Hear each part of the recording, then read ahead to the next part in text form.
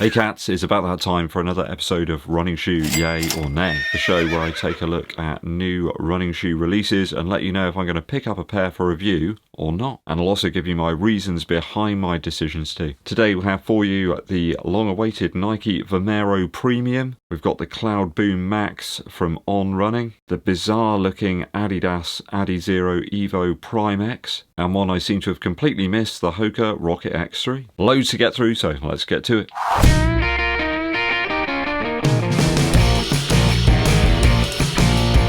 So first up on the running shoe yay or nay for today is the Vomero Premium from Nike. I've got loads of messages from viewers saying that they want to see what this monster is all about, but then loads of messages as well telling me to save my money, don't waste it, and leave this one on the shelf. So the shoe apparently has a 55mm stack height in the sample size. Okay, so where I normally go by my typical UK 11 or like US 12, I normally have about 3mm extra stack height. So we're talking a shoe here with like potentially 58mm of stack in the heel. For my size at least, that is insane. I mean, I really enjoy the Primex Strung from Adidas. I'm about a 53mm stack in that one for my size. So I've got this weird interest as to how this shoe might feel. I don't expect it's going to be mega squashy. I've worn some Nike shoes in the past that use similar sized air units here as we have in the Vomero Premium. I think it was the Jordan 35 actually back in 2020, very similar sized air units there. Though of course this time we have ZoomX throughout the midsole, it's a whole load of it, but which version of it will it be? Will it be that like rubbery stuff that we found in the sort of Vomero Plus, or the more hollow feeling sort of ZoomX that we've got in the Vaporfly 4? At 210 notes in the UK, that's a whopper of a price for a trainer, and I mean this ain't going to be a racer, is it? This is going to be like a recovery or an easy day shoe. Apparently it's 336 grams for the sample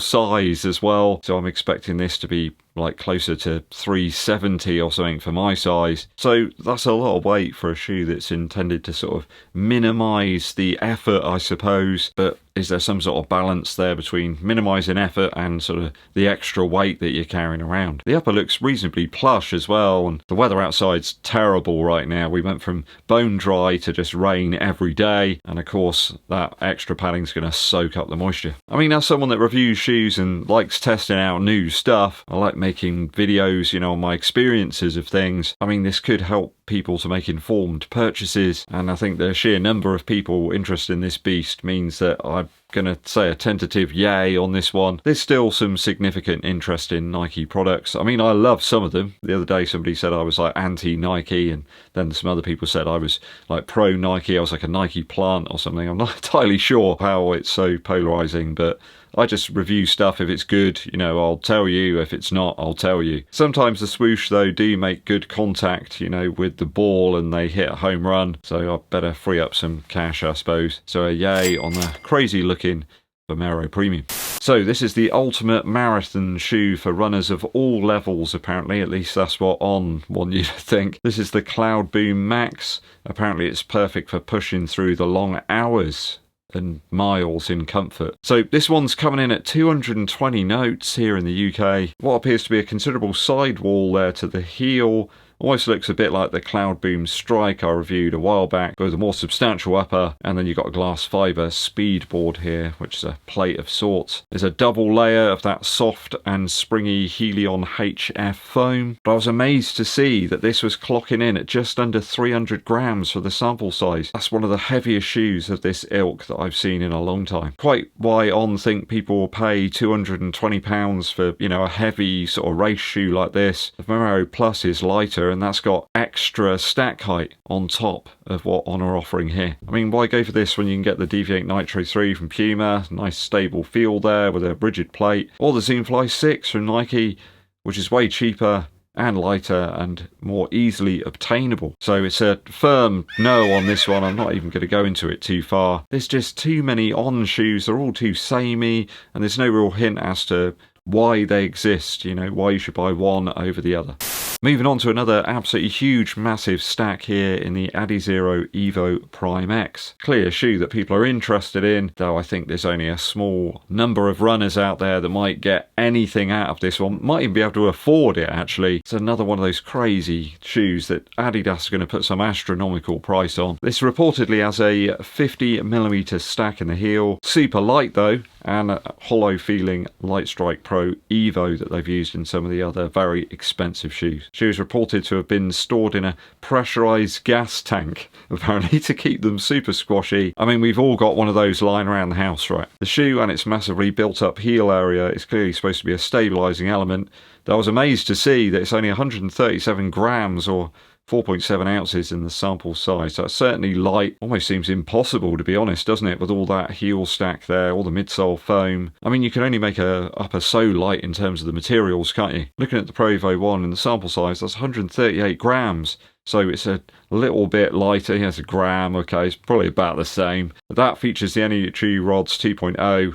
Whereas this has got some sort of ring within the midsole to give it some sort of kind of stability and rigidity. I mean, maybe that's part of the weight saving. I don't know. I'm not going to buy a pair and, you know, saw it in half to find out, okay? Who knows what this is going to cost? I'm sure some lunatic will buy it. Or maybe Adidas will just seed them out to all the magazines and stuff and they can tell you how great it is. You know, it's one of those things where it's the next shoe, the new one's always the best, isn't it? And we all know that that isn't the case. With pairs of the Pro Evo 1 and 2 still hanging around and even discounts on the V1, I see this as a hard sell. People want affordable, good value options rather than these niche and somewhat bizarre shoes. Perhaps a handful of people out there that are watching this might get a slight benefit from this, but most people aren't running like 100k all the time, are they? So it's a nay from me on this one. I just don't have any real interest in it, I suppose. You know, when you got viable daily workhorse shoes like the Puma Velocity Nitro 4 that are just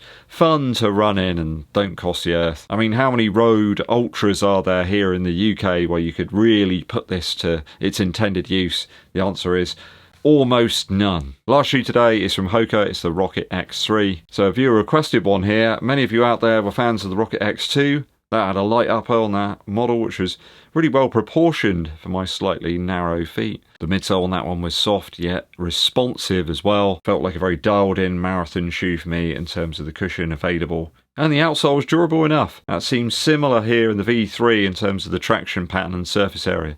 The price at least has stayed the same at 220 Earth credits, though the heel area on the V2 was absolutely fantastic for me. It's got this floppy sort of heel section around the ankle. This time we've got loads of padding here and the midsole geometry has actually changed quite a bit really over the V2. I like the nimble nature of the Rocket X2, though I did feel at times it wanted me to run in quite a specific way, heel to toe, and that was that. Found the plate and the rocker were very commanding on my form.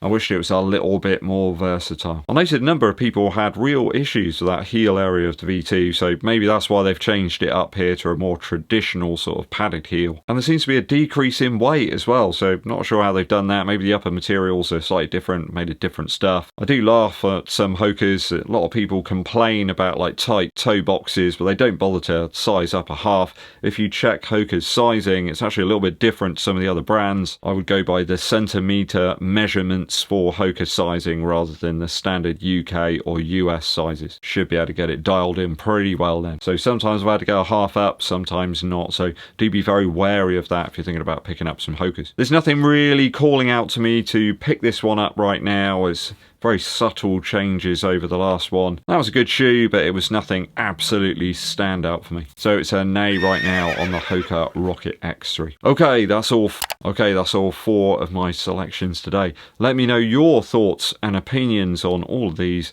down in the comments. Musical interlude for you. You know, I'm always on the lookout for a track that will let me sort of engage and get into that sort of top line pace, bring the effort level up a little bit, you know, sort of into tempo or threshold effort. And I found a new one just by chance, really, while fooling around trying to play some other stuff, like on my headphones, pressed on the earbuds, and this came on by accident, but it was really good. It's from Andy C, and it's called Boom. This one's a reasonably recent drum and bass track, 2021, I believe. Wonderfully distorted bass sounds here, some really aggressive noises going on. Perfect to raise that cadence and sort of get the adrenaline flowing a little bit. Really love the old school sort of hardcore jungle style stabs that come in a little bit later into the track. Gives it that nostalgic feel, and I always like that. Very much reminds me of the Andy C track Workout. It's got the same kind of structure and feel about the tune. An absolute must recommendation for your threshold workouts. Boom from Andy C. I did listen to a bit of Sinatra after that,